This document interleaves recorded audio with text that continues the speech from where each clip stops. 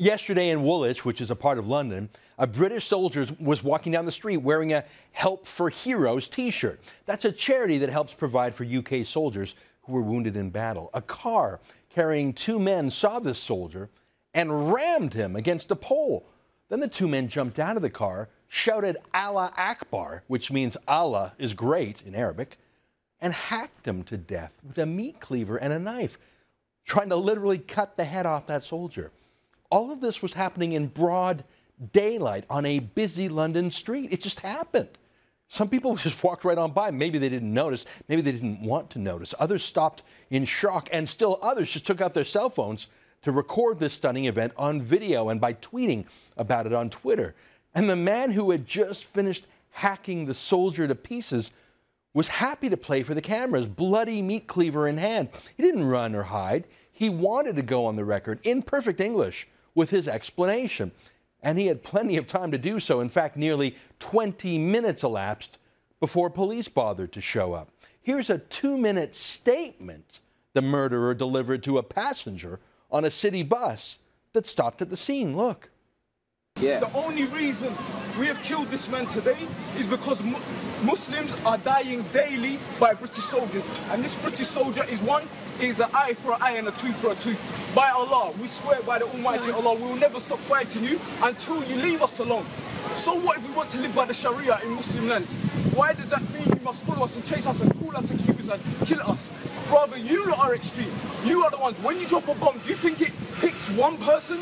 Or rather, your bomb wipes out a whole family? This is the reality. By Allah, if I saw your mother today with a buggy, I would help her up the stairs. This is my nature.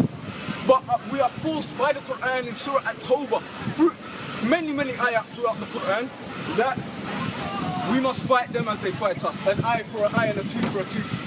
I apologise that women had to witness this today, but in our lands, our women have to see the same. You people will never be safe. Remove your governments, they don't care about you. Do you think David Cameron is going to get caught in the street? When we start busting our guns, do you think your politicians are going to die? No, it's going to be the average guy like you and your children. So get rid of them. Tell them to bring our troops back so you can all live in peace. Leave our lands and you will live in peace. That's all I have to say. And may Allah's peace and blessings be upon Muhammad sallallahu alayhi wa sallam. That's unbelievable. Now this man, now identified as Michael Adebolejo, he's a 28-year-old British-born citizen. He says clearly this was done because of Islam. He said the words Allah, Muslim, Islam, Quran, and Sharia 9 times in 2 minutes by my count. He says his murder was because of Islam and in the name of Islam. He's not trying to hide it.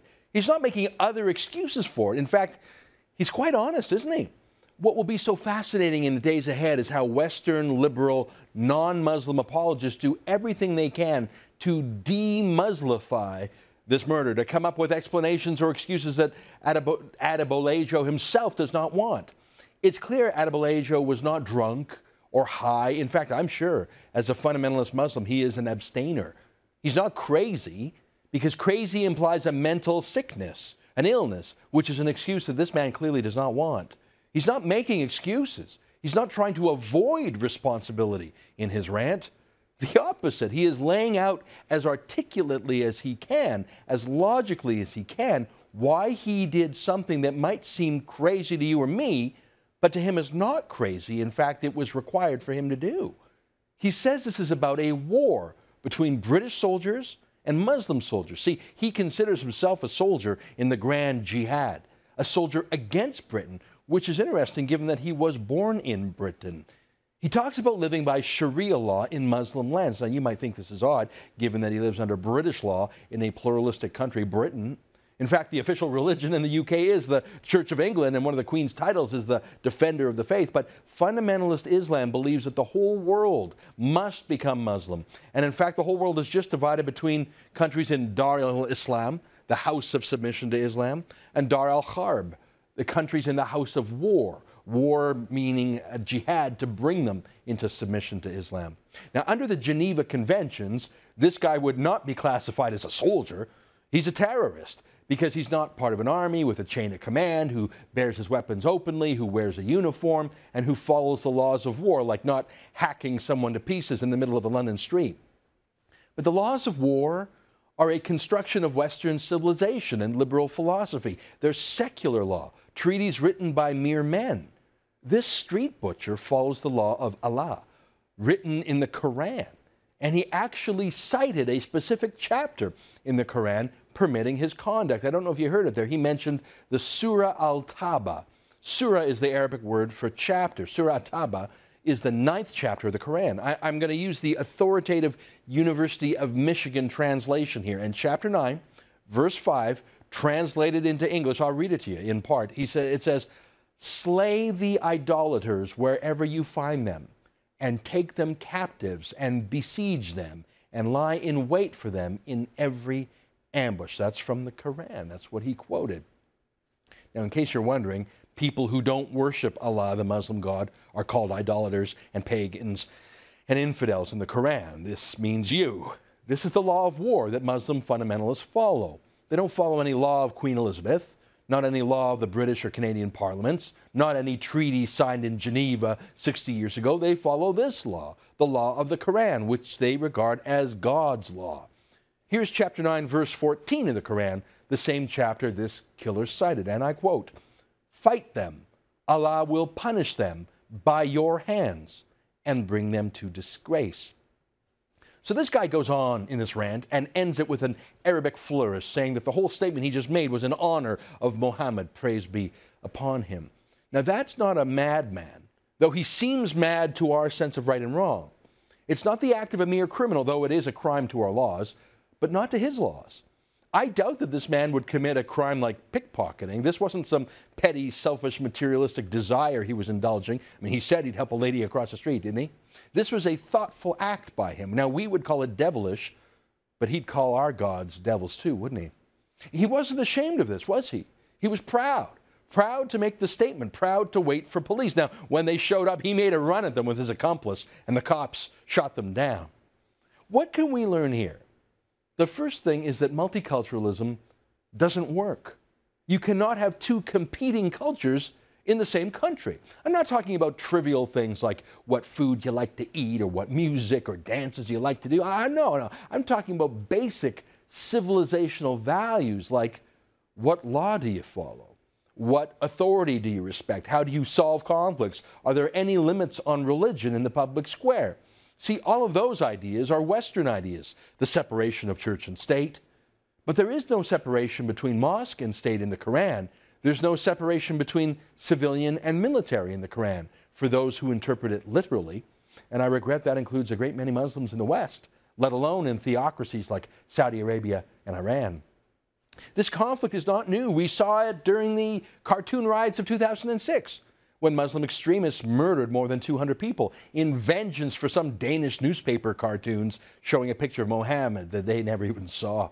We saw it when Iran put out a death threat fatwa against Salman Rushdie, the Muslim apostate author and poet living in London, for writing a book called The Satanic Verses. But it goes way back, farther than that, to the Muslim invasions of Spain, the Ottoman siege of Vienna. That's how far the caliphate, the global theocracy, once reached, all the way into the heart of Europe. For a while, the secular, liberal, Christian West triumphed, pushing Islam out of Spain and out to the Balkans and back to Turkey. But it's back now with a combination of high Muslim birth rates, while the West's low birth rates and high abortion rate sentences Western countries to demographic decline, with high immigration rates, which the West thinks is a solution to salvaging the welfare state. And all of this is backed up with OPEC money paid to Saudi Arabia and Iran by the West and then sent back to the West to radical mosques in the West. Radical Islam is patient. It is accomplishing through immigration and multiculturalism and oil money what it could not accomplish on the field of battle over the centuries. And we cooperate. After this murder, the British Ministry of Defense actually told British soldiers not to wear their uniforms in public in Britain. That was the official response. Now, we've talked about Pamela Geller's posters in U.S. subway stations before, calling on Americans to stand with civilized peoples against, quote, savages. That word savage got a lot of people mad. The York Regional Police here in Canada even suggested it was a hate crime because it was so blunt. But which is worse, hacking off a man's head in a city street, or calling such an act by its proper name, savagery. This is not just happening in Britain. For days now, riots have raged in Sweden, of all places. Again, the media would rather just call it the act of youths or the poor, instead of calling things uncomfortable names like Islamic immigrants or jihadists. 2 years ago, I interviewed Geert Wilders on this show. He's the Dutch politician who has spoken out against mass Muslim immigration in Holland, who wants to ban the face-obscuring mask worn by some Muslim women. I agreed with some of what Wilders said that day, but I took issue with this comment by him. Stop the Islamization process by outlawing the building of new mosques. I want also Islamic schools to be closed. What is worse than young children, young boys and girls that we want to assimilate and have a full and normal, respected life in our societies, to grow up in a school where they advocate and teach an ideology of hate? You heard what he wants to say: ban new mosques, shut down Muslim schools in Holland. He says they're not houses of worship. He says they're academies of war, places where jihadists are grown and whipped up and sent out into the street, like Michael Adebolajo, a convert to Islam, by the way, who was radicalized in Britain in a mosque. Now, I'm for freedom of religion. I don't want the government shutting down mosques or churches or synagogues. But Wilders has a point, and it's actually the same point made by that murderer Adebolajo. It's the same point made in that verse in the Quran. Fundamentalist Islam does not regard mosques as a place where people pray once a week and then live the rest of their lives as Canadians and Britons first. A mosque's purpose is dawah, the promotion of Islam, the conversion of Gentiles. The idea of a mosque being separate from the rest of the community is absurd in fundamentalist Islam. Mosques are higher than the state. They will replace the state. As Canada's latest accused terrorist, Chihab Essegayer, said when he was charged with plotting to blow up Via Rail a few weeks ago, he said he didn't submit to our criminal code or any secular judge. Here's what he said, and I quote, "I need this holy book as a reference for my judgment," he said, talking about the Quran. "I don't want a book written by humans." That's what he said.